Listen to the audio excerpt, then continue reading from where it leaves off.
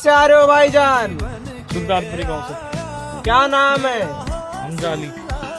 क्या मकसद है? हिंदुस्तान के कुछ काफिरों को उड़ाना, दुश्मन देश को खत्म करना। खुदा तुम्हें तुम्हारे मकसद में बहुत कामयाबी दे। तुम मुझे खुदा के नेक बंदे लग रहे हो, चलो मेरी थोड़ी मदद करवा दो जनाब। ठीक है जनाब, क्या करवाना है जनाब? गाड़ी के धक्का लगवाना है। बोल बालाजी महाराज की जय। कहाँ से आ रहे हो? मंगल भवन